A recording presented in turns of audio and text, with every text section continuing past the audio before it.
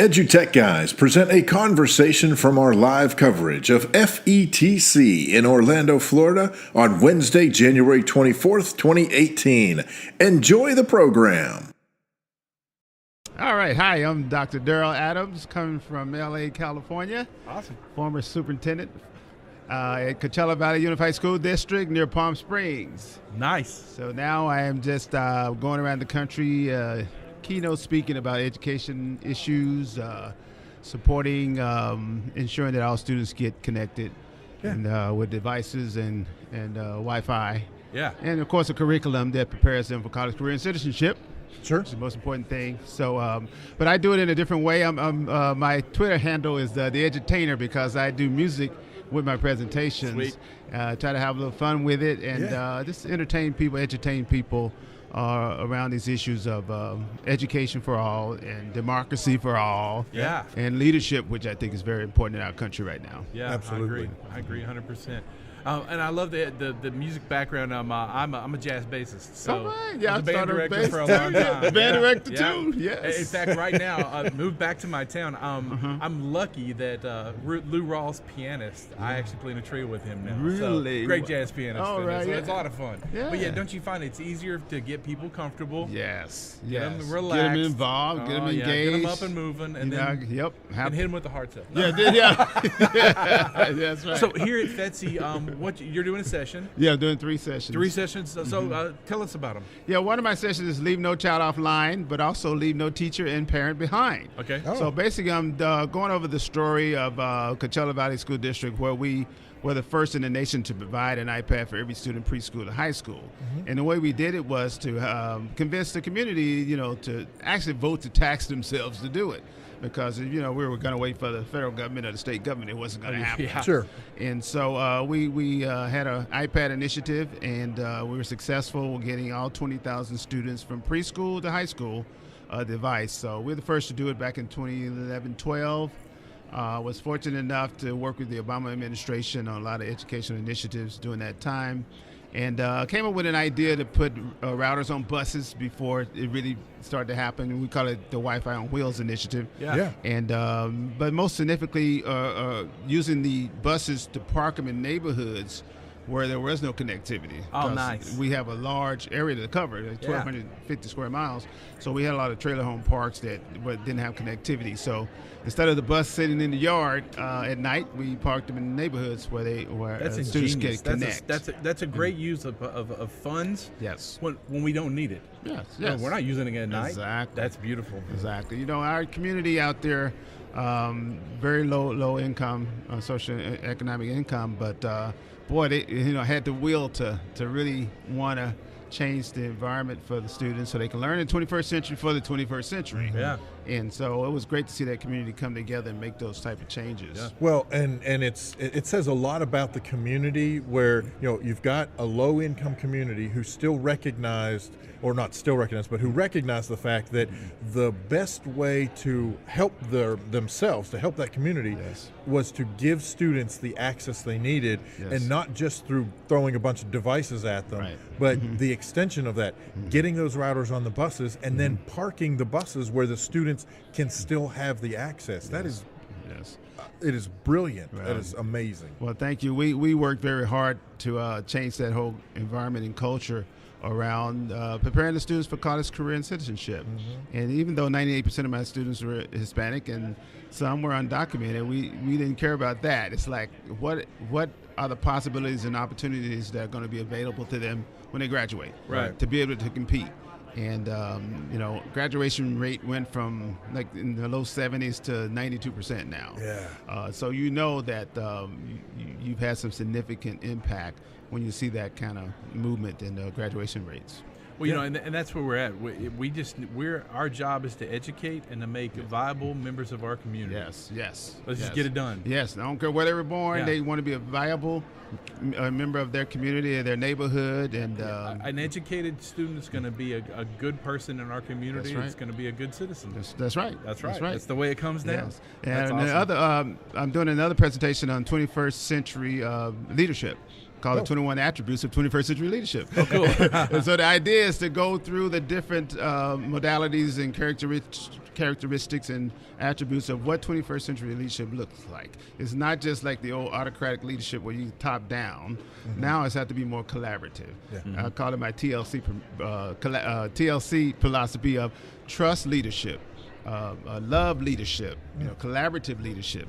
And I think when leaders start to show that emotion and that connection with the communities they serve, they truly break down a lot of barriers. And I was sort of raised on the servant leadership philosophy. I'm there to serve them. They're not there to serve me. Yeah. And I think that you're seeing more of that than when I came into education 30 years ago.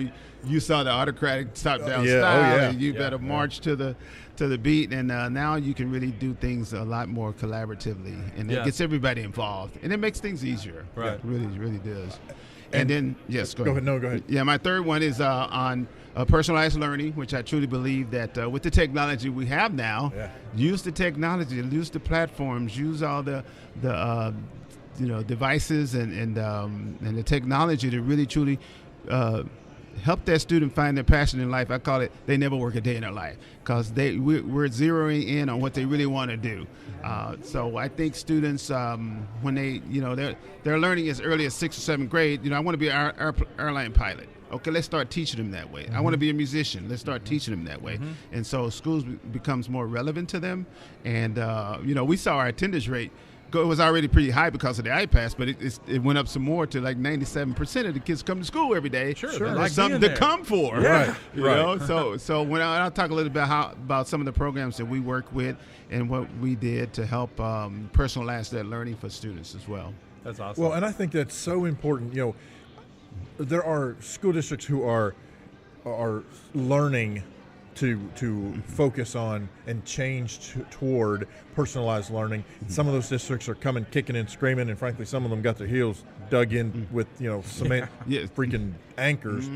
But to me, I think that is so important.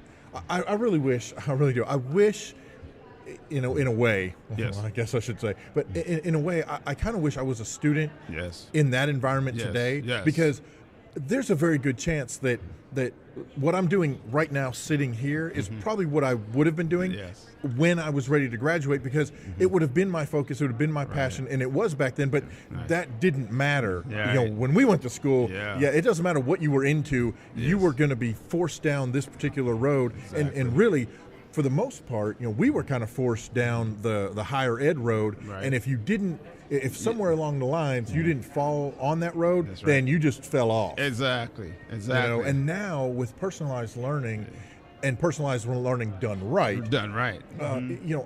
whatever the student shows interest in, are they going to have courses that they don't feel are necessarily relevant at this moment? Yeah, I mean, you still have to have those kind of courses. The funny thing is, later in life, they're going to look back and go, I didn't think I was going to need that course, but really it kind of helped me anyhow. Yeah, I think if we find a way to make the courses that they need relevant to the passion or profession they want to go into, it really cuts down a lot of barriers and resistance from the student. And so I think with the technology, let's don't be lazy with the technology. Let's go ahead and use it. And if we have to create an algorithm to help meet that need, let's do what we got to do. The possibilities are there. Yes, absolutely. Well, that is phenomenal. Yeah. So I'm enjoying going around the country now, talking in different schools and districts and different associations about what we were able to accomplish in that poor school district, but had the will.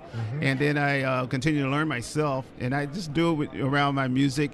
And I'm actually producing recording an album now around that. It's called Unity, Soul, and Rock&Roll. Nice. And it's basically talking about 3 major themes: education, leadership, and democracy.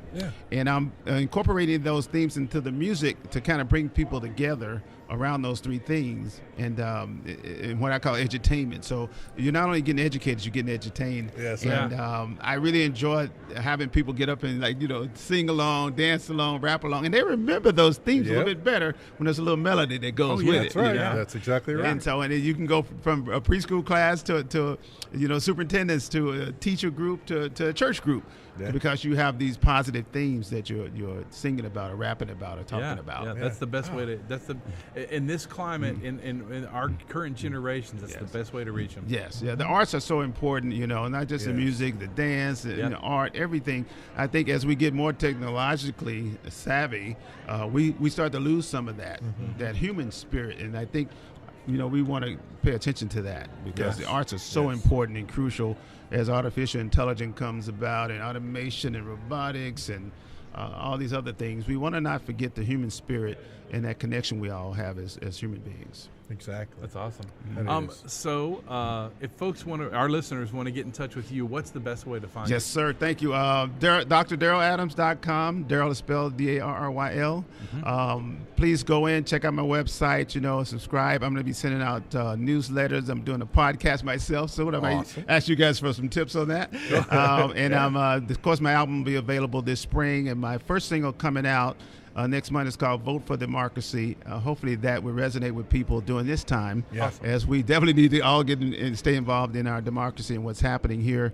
But, DrDarryladams.com. I really appreciate anyone who would like to come and subscribe and follow me there. It's all about helping to make this a better world. And we do it together through education, leadership, democracy.